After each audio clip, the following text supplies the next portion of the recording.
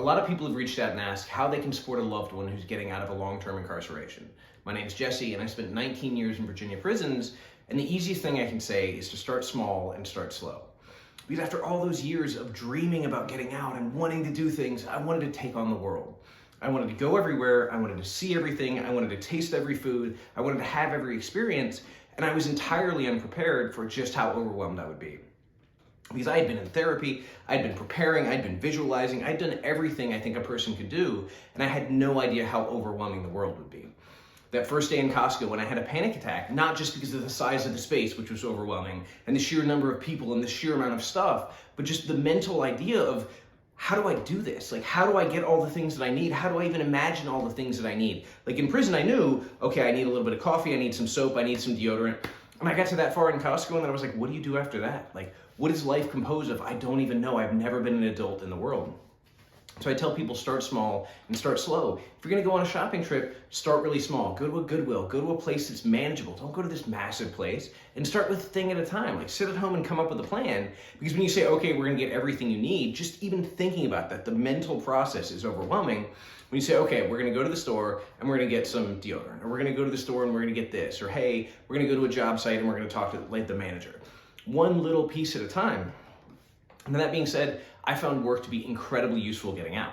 Some people say they don't want to jump straight into work or they just need to stay at home. I needed something to do, but it's really about what time of work. So if you go in and you have to work at a fast food restaurant that's like rapid paced and people are arguing and going back and forth, probably not the best idea.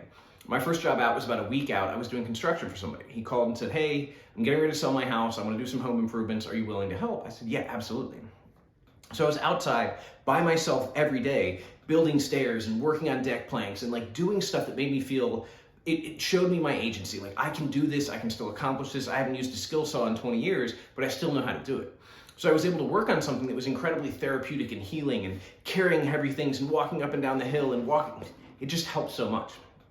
So I think solo activities paired with communal stuff, like having people there, I used to joke and say like, hey, I need you to hold my hand, but I really meant it. Like there were situations I felt so overwhelmed by, I just needed somebody to be there. And I was incredibly fortunate to have Courtney with me in the beginning because there were times that I was overwhelmed and she would just like put her hand on my shoulder and it would calm me down and I could be there. And it allowed me to find people in my life that I can like connect with, that can support me, and then I can also show up for them.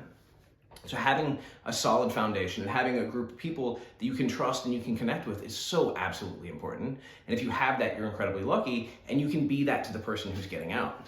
Now the other things, you can start building credit before someone's get out. So you have term and you have revolving credit. You have basically loans and you have credit cards. If you have power of attorney, you can get a small loan in their name if you co-sign. You can also get a credit card in their name. Put your Amazon or your YouTube or your whatever monthly bill on that and build it up and let them come out with a 750 or 770 or 800 credit score. That's a huge bonus when they get out. And then recognize, okay, well, what can we do to prepare for that? What can we have together? And people always say, well, what should I have for them? What kind of shoes? Well, you have to know your person. You have to ask them. But also recognize, like when I got out, I could care less like what kind of shoes or what, like I still, like these are still like Costco special shoes. Like I don't care about that. But some people do. Some people are like, man, I need some Jordans and I need this. So it's just recognizing who your person is, but also hopefully trying to steer them towards something realistic. As I came out and I thought I was going to live in a shack in the woods and be an electrician, the life that I'm living now looks nothing like that. And I had to recognize that I have to just accept what comes. I can have all the options in the world, I can have all the plans, but the plans may not work out, so better to have the options where whatever happens, I have a response. A lot of people are like, no, I just want to do this. Like if that's your one plan and it doesn't work out, well, that could be a problem. So having as many options as possible and supporting somebody and exploring those options and trying to figure out what they want and what they want to do in what direction and then how to do that. So like there are a couple people that have gone out that just said, I want a job. I don't want to learn anything. I don't want to go to school. Cool. We've helped them get jobs.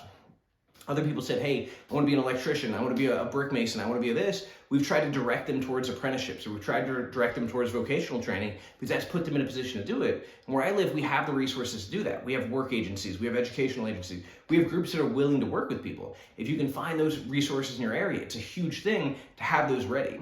One of the things that we're working on with somebody at the law school and somebody at the local sexual assault research agency is a sheet of information of all available resources so that people have that.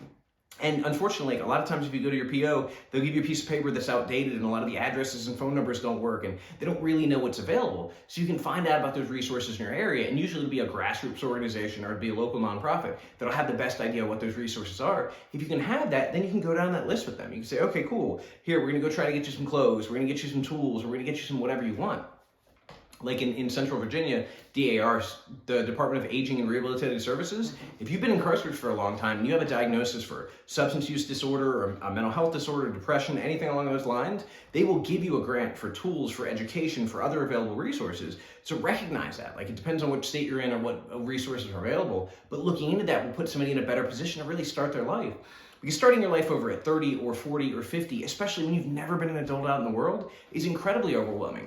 Like the first time that I'm like paying bills, I'm like, is this gonna happen right? Like, I didn't trust autopay. Like, can I really trust autopay? Because what if the bill is late? And then are they gonna come like take my stuff or charge me extra? Or so many things are gonna be overwhelming. So start slow and start small and put that framework in place. Like I said, help them build credit if you can. If you're in a position to do that, get a $500 secured credit card, or actually you want unsecured, but like get a $500 loan that's based on you co-signing. Like, do whatever you can to help them be in a better position. And if you're not, for example, in Richmond, there's a nonprofit agency that all they do is co-sign for credit cards and small loans for people to help them build credit. So if there's an agency near you, help try to find one of those. Like, just look into the resources that are available and then give somebody basically a foundation from which to start. And you'd be amazed at what they can accomplish, because a lot of guys get out and they have no idea what, the options are. They have this failure of imagination where it feels like, oh, I'm gonna get out and I'm gonna go work at, the local gas station, and that's the only thing I could ever do. And if that's what you wanna do, cool, but allow them to understand the possibilities are endless.